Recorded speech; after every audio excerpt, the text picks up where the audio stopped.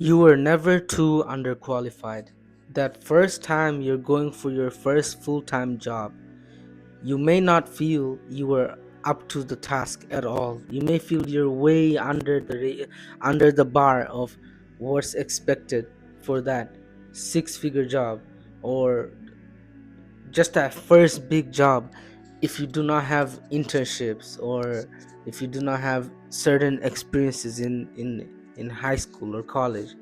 But that does not mean it ends your story. That does not mean you are just not fit to just make it at all. It just means that you are going to have to come at it on a different angle with a different attitude. So what I mean by that is, um I don't know what I mean by that. I'm actually going through the same struggle right now, and I'm speaking to myself when I talk to this, like when making this video, because I'm trying to figure out what the solution to that is. And deep down, I do know what it is to just have that work, just have that raw, practical pieces of projects, just a work that fits the bill for what it is that you're trying to qualify for. So if you're trying to qualify for an engineering job in a certain like in Amazon, and you know what role you're applying, like you want to work for, but you don't have like you don't have the straight up practical work to show that you are a good solid candidate for that. You can't expect to get it naturally, right? But thing is, we are in a state of mind where sometimes we tend to judge ourselves before the recruiter on the other end even gets to judge us.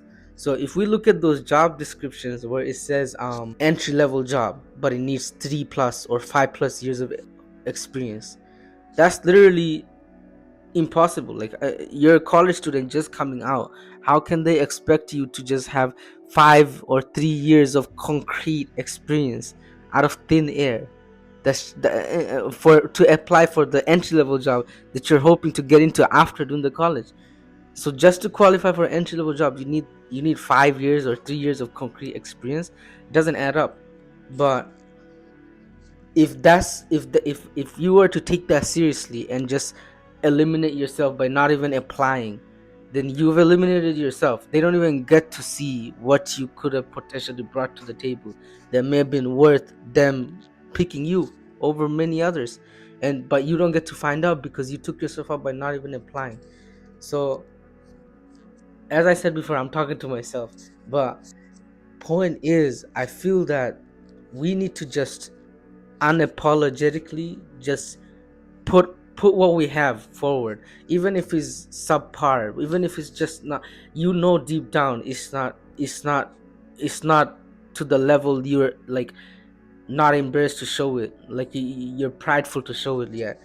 But maybe that's a good thing. Maybe that's because you know what level of work is expected, and you are trying to demand that of yourself, but you just don't have all the skill sets checked yet to get that yet.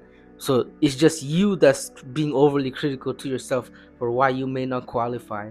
But the recruiter didn't get to judge you yet if you don't put that forward. So sometimes if you feel like you're underhand, like you're under the like bar, and you don't have it all like to apply, but you need the job, you need to start this new chapter of your life, you just want to like go all out, put that forward anyway, put that resume forward anyway, put that portfolio forward anyway, even if it's ugly, not up to par.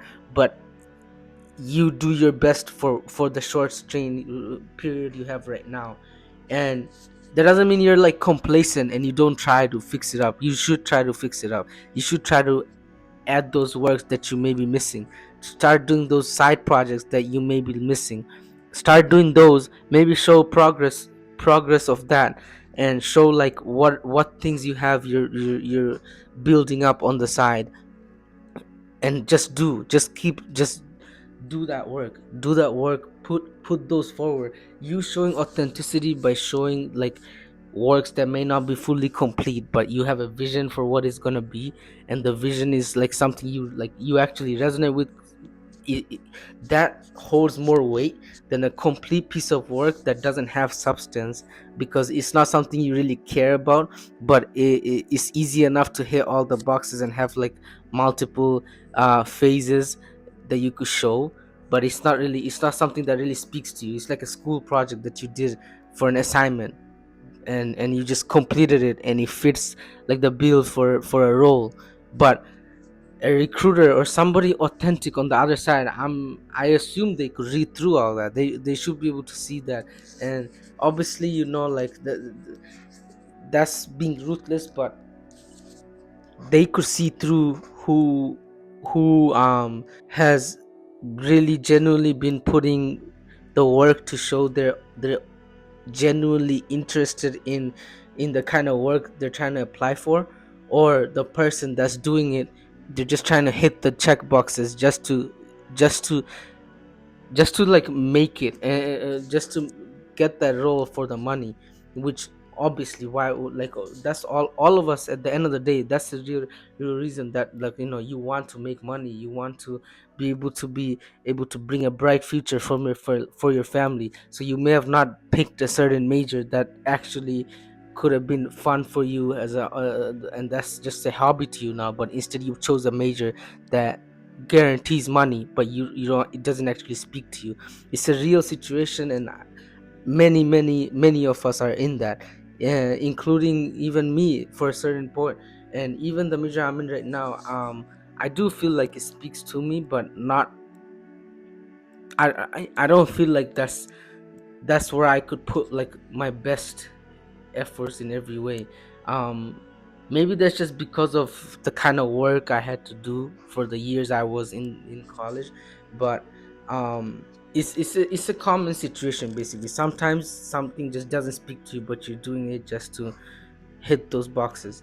And to you, I say, it doesn't have to like mean that you dread every day, you dread everything coming forward in your future. It doesn't have to be that way, because you could show that you authentically care regardless by putting the work and making it to that position. And then you could put your own unique spin to things. You could bring your own view on what could be different, and that's something the world needs.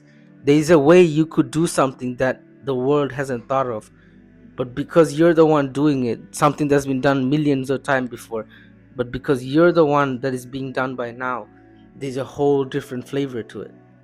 So this was just like a yap session. I'm trying to provide myself with the solution to what is like plaguing my mind right now. And it does it does help a little bit, but I do feel like like the truth is that I just need to put the work to show outside projects. But I have a lot of resistance. I don't know where to even start or how to show that in the little time there is. But that's just the frank, like the raw truth to it.